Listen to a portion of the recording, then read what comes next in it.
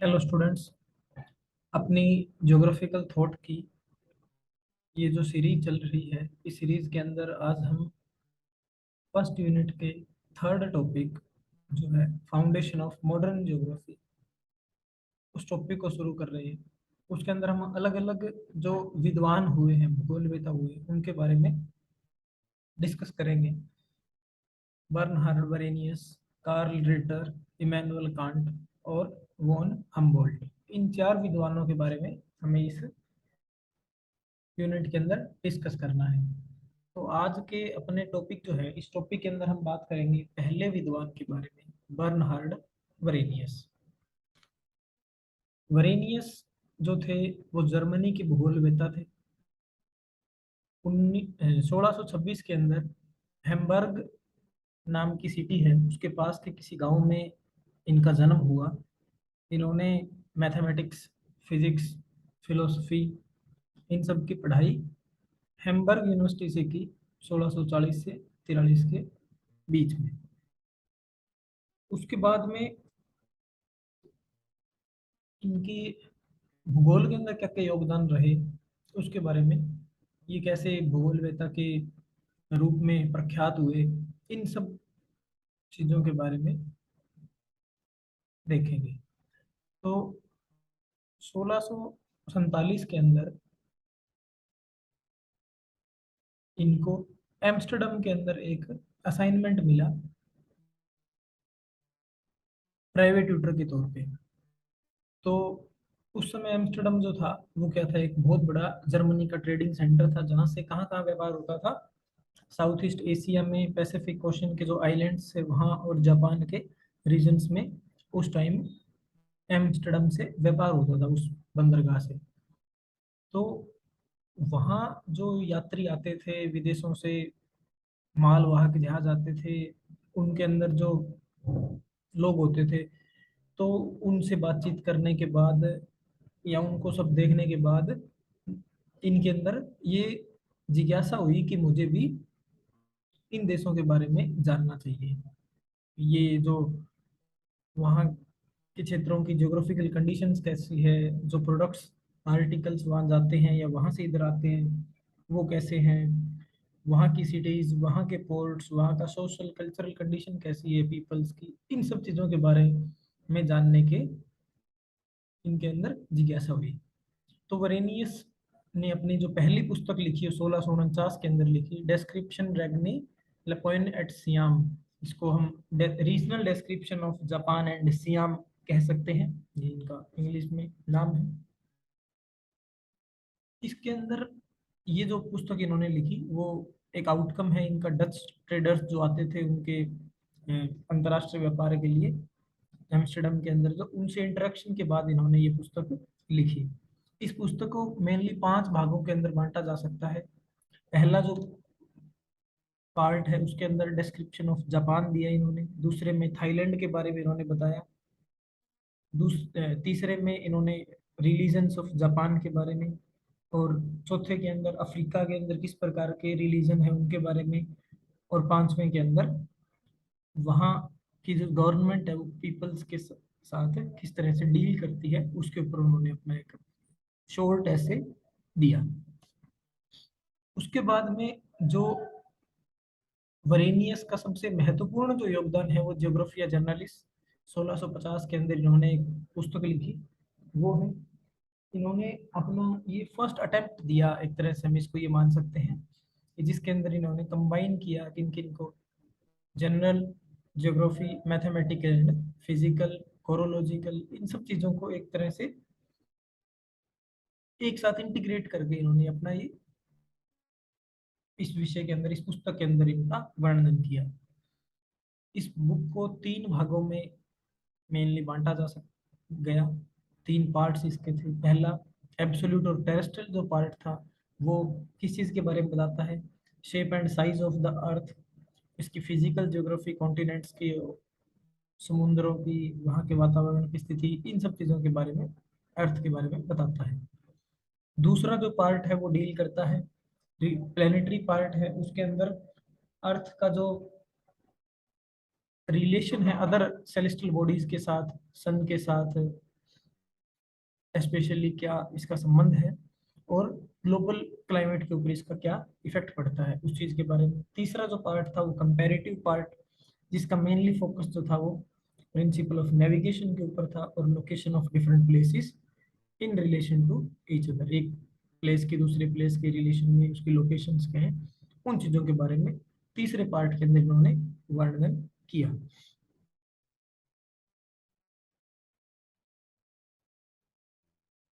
जो geography journalist है इसके अंदर इन्होंने अलग अलग कंडीशंस का वर्णन किया। जैसे किसी भी जो डिस्क्रिप्शन है किसी पर्टिकुलर प्लेस की, वो किन किन आधारों के ऊपर हो सकती है, किन किन चीज़ों से कंसिडर, किन किन पॉइंट्स को किया जाना चाहिए। तो सेलेस्टियल कंडीशंस हो सकती हैं, जैसे कि वहाँ की क्लाइमेट की। टेरेस्ट्रियल कंडीशन, वहाँ का रिलीफ कैसा है धरातल का, मिट्टी कैसी है, वनस्पति कैसी है, और बायोटिक लाइफ कैसी है। ह्यूमन कंडीशंस के बारे में तीसरा कंडीशन इन्होंने बताया। इसमें पॉपुलेशन, वहाँ की settlement, trade, form of government, इन सब चीज़ों के बारे में बरेनियस ने वर्णन किया। इसके बाद में भूगोल के अंदर वरेनियस के दो महत्वपूर्ण योगदान माने जा सकते हैं। पहला योगदान जो था वो क्या था कि इन्होंने जो एस्ट्रोनॉमी और कार्टोग्राफी की जो नॉलेज थी, इनको क्या किया, एक साथ लाने का काम किया। और दूसरा जो सबसे महत्वपूर्ण जो काम है वो क्या है, इन्होंने ज्योग्राफी को जनरल ज्योग्राफी और स्पेशल ज्योग्राफी के अंदर बांटा, जो आगे चलकर रीजनल ज्योग्राफी और सिस्टमेटिक ज्योग्राफी, आगे जो जर्मन भूगोलवेता हुए, जर्मन विद्वान हुए, उन्होंने इसको रीजनल ज्योग्राफी और सिस्टमेटिक ज्योग्राफी में विभाजित किया।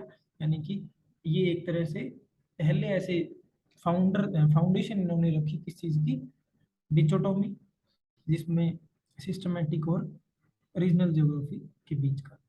स्पेशल ज्योग्राफी है वो डील किसके बारे में करती है, special features of different countries and regions, जिसको रीजनल ज्योग्राफी भी कहा जा सकता है।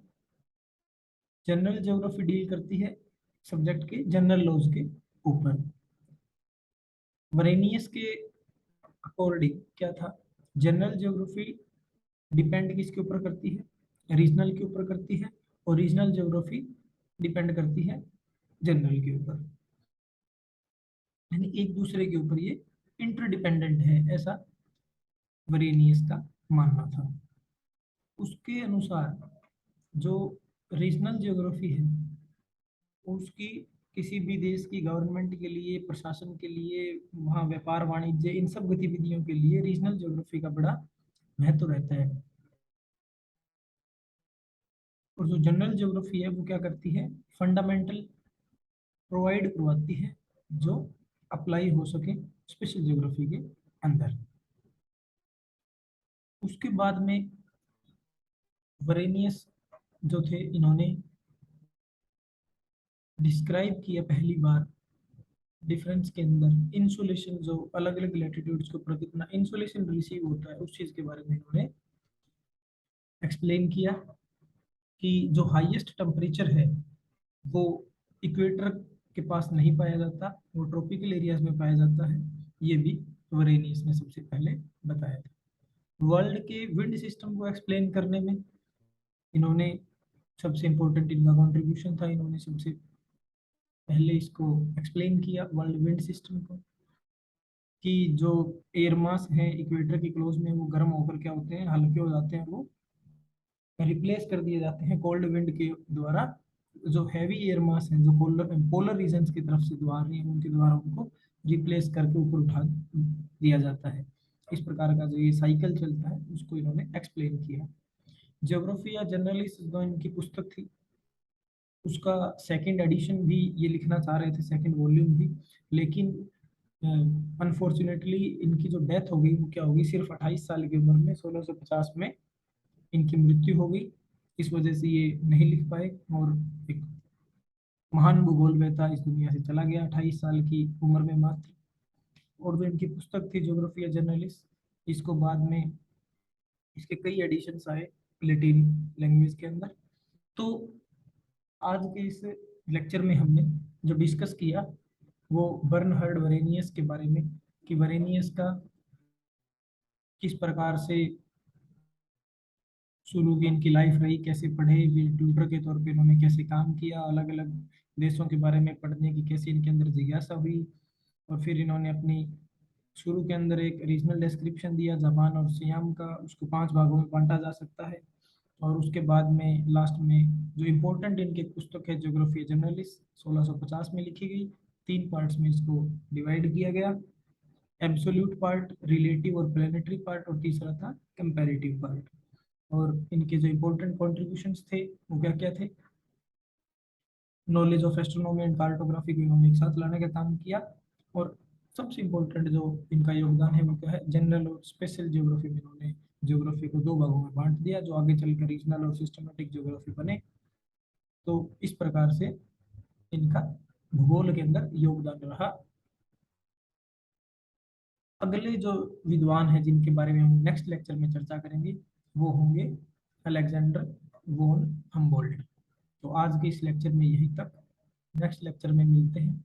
तब तक आप अपने दोस्तों को इस लेक्चर सीरीज को ज्वाइन करने के लिए कहिए, और ज्योग्राफिकल थॉट सब्जेक्ट के बारे में आपको किसी भी प्रकार के डाउट है या इन सब के नोट्स अगर आपको चाहिए तो यूजीएटीज नाम से टेलीग्राम चैनल है, उसको भी आप ज्वाइन कर सकते हैं। वहाँ आपको ये सब पीपीटीज, इसकी पीडीएफ प्रोवाइड करवा दी जाएगी।